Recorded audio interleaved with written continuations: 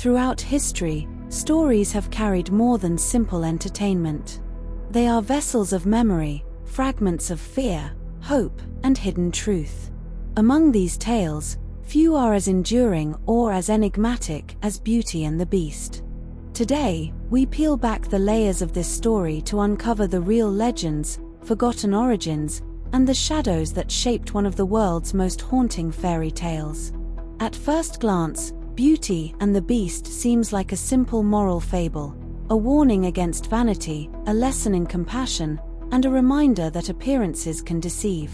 But when we follow its roots, we enter a maze of folklore that stretches back centuries, long before the polished fairy tale reached the salons of Europe. The earliest whispers of this story emerge not in France, where it became famous, but in ancient myths. The tale of a woman bound to a monstrous or animal-like husband can be traced back to Greek and Roman mythology.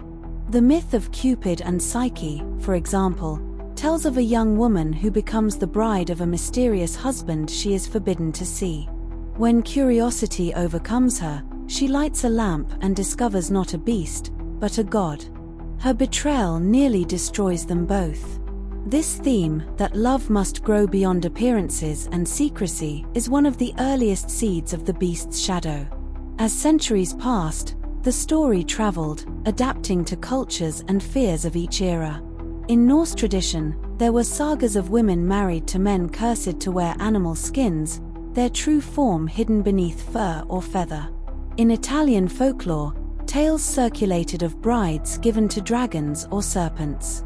Each version whispered the same uneasy truth, that love, sacrifice, and terror often walked hand in hand. By the 17th century, Europe was haunted by another spectre, fear of the monstrous other. This was the age when wild men and so-called wolf children were captured and displayed across courts. Deformed bodies and strange conditions inspired both fascination and horror. It was in this atmosphere that the story of Beauty and the Beast found its most famous echo in a real man's life, Petrus Gonsalvus. Born in the Canary Islands in 1537, Petrus suffered from hypertrichosis, a rare condition that covered his body in thick hair. Taken to the court of France, he was treated both as a curiosity and as an experiment in civility. Remarkably, he was educated, given a noblewoman as his wife, and lived as a gentleman.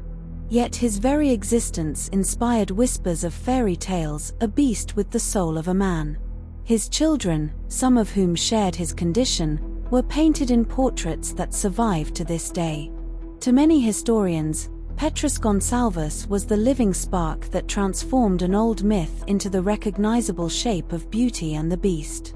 But while the Beast was softened by Petrus' humanity, the character of Beauty reflected another social truth. In the 17th and 18th centuries, marriage was rarely about love. Daughters were often given away to secure alliances or wealth. In this sense, Beauty's sacrifice, offering herself to save her family, was not a fantasy but a mirror of countless real fates. The Beast was not only a monster but the symbol of an unwanted husband, a reminder that many young women had little choice in their future. When Jeanne-Marie Leprince de Beaumont published her famous version in 1756, she stripped away much of the darker folklore and reshaped the story into a moral tale for children. Her beauty was virtuous and patient, her beast lonely but redeemable. This was no longer just a tale of fear and sacrifice but a parable of transformation where kindness could turn a monster into a prince. Yet even within this polished frame, the shadows of its past remained. What makes Beauty and the Beast endure is not simply its romance but its unease. The story asks, what do we see when we look at another? Is it their face, their form, or something deeper? And perhaps more disturbingly, what do we reveal about ourselves when confronted with the unfamiliar, the strange, or the monstrous? For centuries, storytellers have returned to this tale, reshaping it in opera, theater, film, and literature. Each retelling reflects the fears of its time, whether it be the dread of arranged marriages, the fascination with science and deformity, or the modern anxieties about identity and acceptance. Beneath every version lies the same pulse, that beauty and monstrosity are not opposites but reflections, forever entwined. So the next time you hear the familiar words once upon a time, remember that behind them lies a history of myth, flesh, and shadow. The beast may be enchanted, but his story was carved from human fears. And beauty, with her compassion, is not only his redeemer but the reminder that love itself has always been bound to mystery. This tale, like the face of the beast, is more than it seems. It is not just about a girl and a monster, it is about us. Our fears, our hopes, and the question that has haunted humanity for centuries: can we truly see beyond the mask? And if you enjoyed this exploration, don't let the story end here. Our next journey takes us deeper into the shadows of forgotten folklore. So make sure to like this video, subscribe to the channel, and join us for the next tale hidden in the dark corners of history.